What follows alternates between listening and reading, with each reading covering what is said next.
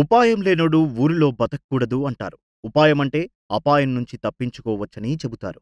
ప్రతి ఒక్కరికి లోకజ్ఞానం ఉండాలి అనే సదుద్దేశంతో పెద్దలు అప్పుడప్పుడు ఇలాంటి మంచి మాటలను ప్రస్తావిస్తూ ఉంటారు. ప్రస్తుతం నడుస్తున్నది కలికాలం. అంటే అధర్మం, అన్యాయం రాజ్యమేలుతున్న తరుణం. కాబట్టి ఇంకా అప్రమత్తతతో వ్యవహరించాలి. ఈ మేరకు చాణక్యుడి నీతిశాస్త్రం మనకు ఎన్నో మెలకువలను నేర్పుతుంది. చాకచక్యంగా ఎలా బతకాలో సూచిస్తుంది. ఈ రోజుల్లో నిత్యం వెలుగు చూస్తున్న మోసాల బారిన మనం పడకూడదంటే, ముందు చూపుతో నేర్పుగా తేలిగ్గా తప్పించుకోవాలంటే చాణక్యుడు బోధించిన నిజ జీవిత పాఠాలను వినాల్సిందే.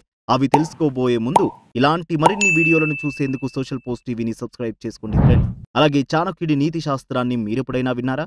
ఆప్షన్ ఏ విన్నాం, ఆప్షన్ బి వినలేదు. మీ సమాధానాన్ని వెంటనే కామెంట్ సెక్షన్లో టైప్ చేయండి. ఈ వీడియో మీకు తప్పకుండా నచ్చుతుందని ఆశిస్తున్నాం. కాబట్టి మొదటి నుంచి చివరి వరకు మొత్తం చూడాలని చిన్న రిక్వెస్ట్. ఈ వీడియో గనుక మీకు నచ్చితే లైక్ అండ్ షేర్ చేయడం మర్చిపోకండి మిత్రమా. ఇక వీడియోలోకి వెళ్దామా? భార్య, బిడ్డలు, స్నేహితులు, ప్రేమికులు ఇలా అన్ని బంధాల కన్నా శాశ్వతమైనది, స్థిరమైనది, చివరి వరకు నిలబడేది మాతృప్రేమ, పితృప్రేమ. వాటిని మర్చిపోకుండా ఉంటే జగతంతా మన ఆధీనంలో ఉంటుంది. పిల్లలకు 70 ఏళ్ల వయసు వచ్చినా కూడా వాళ్ల మీద తల్లిదండ్రుల ప్రేమ తగ్గదు. ఇంకా వాళ్లను చిన్న పిల్లల్లాగే భావిస్తారు. అప్పటిదాకా తల్లిదండ్రులు బతికి ఉంటే ఆ వయసులో కూడా పిల్లల కోసం ఏదో ఒకటి చేయాలని పరితపిస్తారు. అటువంటి ప్రేమ మరెక్కడైనా దొరుకుతుందా అంటే దొరకదనే చెప్పాలి. అయితే చాణక్య నీతి శాస్త్రం ప్రకారం వయస్సు 60 ఏళ్లు దాటిన తర్వాత తల్లిదండ్రులు తమ స్థిరాస్తులను పిల్లల పేరుల మీద రాయకూడదు. అసలు 60 ఏళ్లు దాటిన తర్వాత సంతకాలు పెట్టడమే మానేయాలి. ఎందుకంటే సంతకాలు ఎందుకు పెట్టించుకుంటారో తెలియదు. పిల్లలు ఏ పత్రాల మీద సంతకాలు, వేలిముద్రలు వేయించుకుంటారో తెలియదు. చెప్పేది ఒకటి, సంతకం చేయించుకునేది మరొక దానిపైన.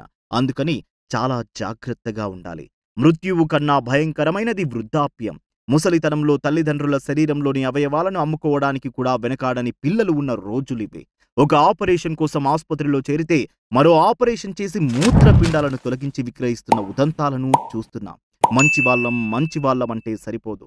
చాణక్య నీతి శాస్త్రం ప్రకారం కలికాలంలో బతకాల్సిన విధానం వేరు. చాలా జాగ్రత్తగా బతకాలనే విషయాన్ని అందరూ గ్రహించాలి. మంచితనముంటే సరిపోదు, వ్యవహార జ్ఞానముండాలి. ఆహారం దగ్గర, వ్యవహారం దగ్గర లజ్జ పనికిరాదని చాణక్యుడు చెప్పాడు. అంటే భోజనం దగ్గర సిగ్గుపడకూడదని అర్థం.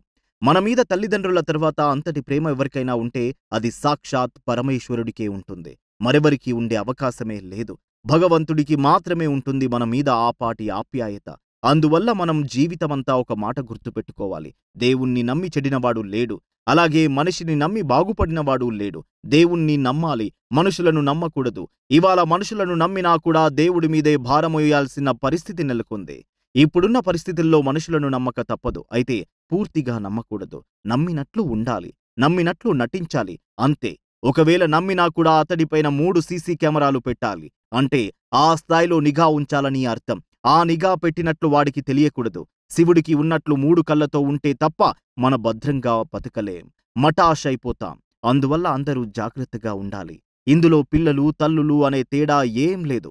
పిల్లల్ని మోసం చేసే తల్లిదండ్రులు కూడా ఉన్నారు. దారుణంగా మోసం చేస్తున్నారు.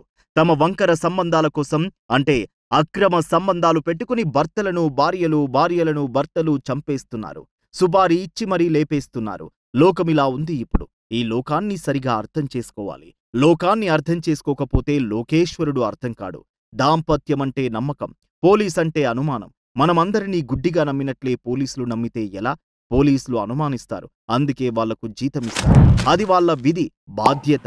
పోలీసుల మాదిరిగానే మనం కూడా ఈ కలికాలంలో ఏ సంబంధాలను నమ్మటానికి వీల్లేదు. తల్లిదండ్రులకు అన్యాయం చేసే పిల్లలున్నట్లే పిల్లలకు అన్యాయం చేసే తల్లిదండ్రులు ఉన్నారు. కాబట్టి ఎవరి ప్రేమలను నమ్మొద్దు.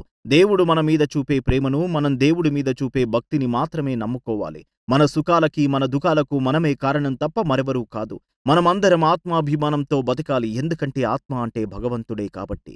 ఆత్మాభిమానంతో కష్టపడి పనిచేసుకుని బతకాలి తప్ప ఎవరో ఏదో ఇస్తారని ఎదురు చూడకూడదు. మన జీవితం బాగుండాలన్నా, చెడిపోవాలన్నా ముఖ్యంగా 3 స్థితులపైన ఆధారపడి ఉంటుంది. 50% మన మనస్థితి, 25% మన చుట్టూ ఉన్న పరిస్థితి, ఇంకో 25% గ్రహస్థితి. ఈ 3 స్థితులే మనల్ని నడిపిస్తాయి. మనం చేసిన తప్పులను అంగీకరించడం ఇష్టం లేక ఎవడి మీదికో తోసేస్తున్నాం. మన శరీరాన్ని శ్మశానానికి బలవంతంగా తోసేసే వరకు ఏదో ఒకటి ఆశపడుతూనే ఉన్నాం. ఆ ఆశలను మనకు మనమే తగ్గించుకోవాలి. ఇక గ్రహస్థితి నుంచి తప్పించుకోవడానికి మనకు దేవుడు బుద్ధినిచ్చాడు. ఆ బుద్ధిని విచక్షణతో వినియోగించి సన్మార్గంలో నడవాలి. చాణక్యుడి జీవితమే నీతి శాస్త్రానికి ప్రధాన కారణం. మన కష్టాలకు మన పూర్వజన్మలో చేసుకున్న కర్మలు కారణమనకూడదు.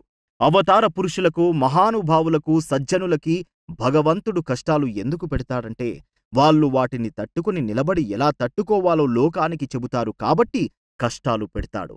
అందువల్ల జ్ఞానులను, యోగులను, గురువులను గౌరవించాలి. ఒక వ్యక్తిని అంచనా వేయాలంటే అతని జీవితంలో ఎదురైన ఘట్టాలను బట్టి అంచనా వేయకూడదు. ఆ ఘట్టాల కష్టాలకు ఆయన స్పందించిన విధానాన్ని బట్టి అంచనా వేయాలి.